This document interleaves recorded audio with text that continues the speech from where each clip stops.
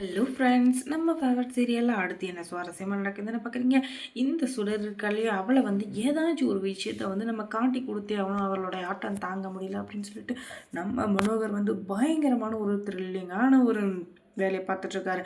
அதில் வந்து மாட்டுவாரா இல்லை அவர் வந்து தப்பிச்சு சுடரை மாட்டி விட போகிறாரா அப்படின்றத தான் இன்றைக்கி எபிசோடில் பார்க்க போகிறோம்.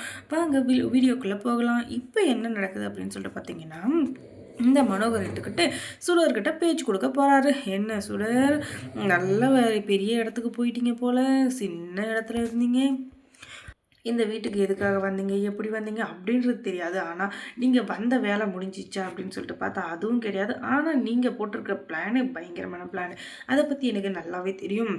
ஆனால் அதுக்காக நீங்கள் நினைக்கிற எல்லாமே நடக்காது. கொஞ்சம் பொறுமையாக இருங்க. நீங்கள் நினைக்கிறது எல்லாமே கொஞ்சம் நல்லா தவிடு பொடி ஆகப்போகுது. அதுக்கு மல்லி கேரண்டி. என் தங்கச்சியோட வாழ்க்கையை வந்து சரி பண்ணி கொடுக்காம இந்த இதை வந்து நான் விட்டு கொடுக்கவே மாட்டேன்.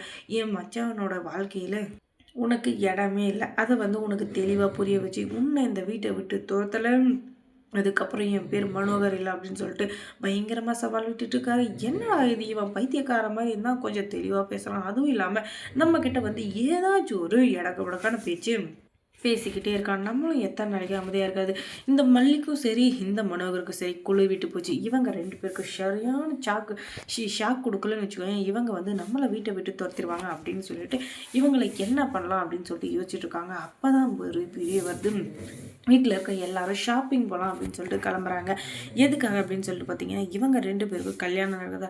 யாருக்கு அப்படின்னு சொல்லிட்டு பார்த்தீங்கன்னா, மல்லிக்கும் விஜய்க்கும் இல்லைங்க, இந்த சுடரா நடிக்க வந்தாலே ரேணுகா அவளுக்கும் இந்த விஜய்க்கும் கல்யாணம் நடக்க போகுது. இந்த அறிவு கட்ட கதிரையை சேர்ந்துக்கிட்டு மல்லிகிட்டே வந்து அந்த பொறுப்பை கொடுக்குறாரு. ஏம்மா, உங்ககிட்ட தான் நான் வந்து எல்லா பொறுப்பையும் ஒப்படைக்கிறேன். நீ தான் என் பொண்ணோட வாழ்க்கையை வந்து காப்பாற்றி கொடுக்கணும்.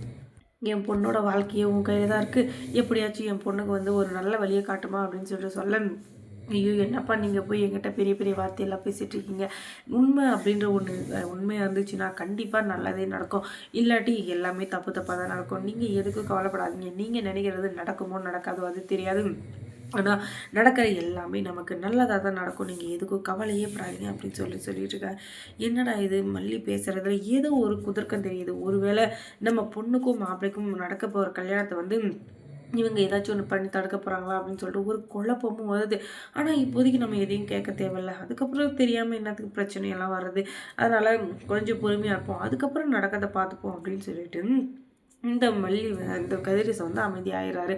அதுக்கப்புறமா இங்கே ஷாப்பிங் போன எல்லாரும் எப்போ வருவாங்கன்னே தெரியாது. ஏன்னா ஒரு பொம்பளைங்க ஷாப்பிங் போனாலும் எவ்வளோ நேரம் ஆகும் தெரியும் இல்லையா. அங்கே ஒவ்வொரு புடவையை செலக்ட் பண்ணுறப்பையும் இந்த ராஜேஸ்வரி இருந்துக்கிட்டு ரேணுகாவுக்கு இந்த கலர் சூப்பராக இருக்கும் அப்படின்னு சொல்லிட்டு சொல்கிறப்பையும் அப்படி பத்துக்கிட்டு எரியுது மல்லிக்கு. ஆனால் என்ன பண்ணுறது, எதையும் அவங்க பேச முடியாத நிலைமையிலையும் பேசவே கூடாது அப்படின்ற ஒரு மாதிரியும் மல்லி வந்து இப்போதைக்கு அமைதியாக இருக்காங்க. அதுக்கப்புறமா வீட்டில் இருக்கிற மனோகருக்கு சரியான ஆப் வைக்க இதுதான் சரியான நேரம் அப்படின்னு சொல்லிட்டு, மனோகர் அண்ணா எனக்கு நீங்கள் வந்து ஜூஸ் கொண்டு வந்து கொடுத்தீங்கன்னா நல்லாயிருக்கும், எனக்கு ரொம்ப டயர்டாக இருக்குது அப்படின்னு சொல்ல, என்னம்மா என்ன டயர்டு, உனக்கு என்ன டயர்டு சொல்லு, நீ என்ன வேலை செய்கிற, அமைதியாக உட்காந்துட்ருக்க, சாப்பிட்ற, தூங்குற, இதுக்கே உனக்கு டயர்டாக இருக்கா, மல்லியை மாதிரி சுற்றி சுற்றி நீ வேலையாக செய்கிற, இல்லை வீட்டில் இருக்கிற மொத்த வேலையும் இழுத்து போட்டு செஞ்சுட்டு ஆஃபீஸ்க்கும் போயிட்டு அதுக்கப்புறம் போல் குழந்தையோட ஸ்கூல் ட்ரெஸ்ஸு வீட்டு ட்ரெஸ்ஸு எல்லாத்தையும் துவச்சி போட்டு புருஷனுக்கு சமையல் செஞ்சு போட்டு நான் எல்லா வேலையுமே பார்க்குறேன், எதையும் பண்ணுறதுல உனக்கு என்னம்மா டயர்டு அப்படின்னு சொல்லி கேட்க,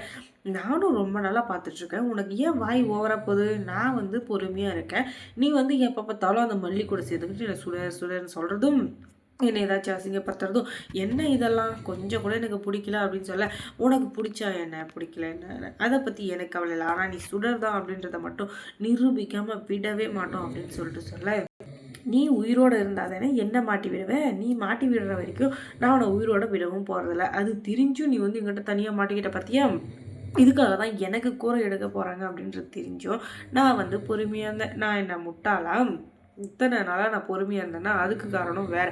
இனிமேல் நான் பொறுமையாக இருந்தேன்னா என்னை விட முட்டாள் வேறு யாருமே இருக்க முடியாது. அதனால் நான் போட்டு தள்ளுறது தான் ஒரே வழி அப்படின்னு சொல்லிட்டு கையில் கட்டையோடு வந்து அந்த மனோகர் தலையில் புட்டுன்னு ஒன்று போட்டதும் மண்டையை பிடிச்சி கீழே விழுந்து வரதா, ஐயோ அம்மா அவரை காப்பாற்ற கூட யாருமே இல்லையா அப்படின்ற மாதிரி கீழே விழுந்துடுறாரு. அதுக்கப்புறம் அங்கே என்ன நடந்திருக்கும் அப்படின்றத நீங்கள் தெரிஞ்சுக்கணுன்னா முதல்ல நம்ம சேனலை சப்ஸ்கிரைப் பண்ணுங்கள். அதோட பக்கத்தில் இருக்க இந்த பெல் ஐக்கானையும் கொஞ்சம் கிளிக் பண்ணி விடுங்க.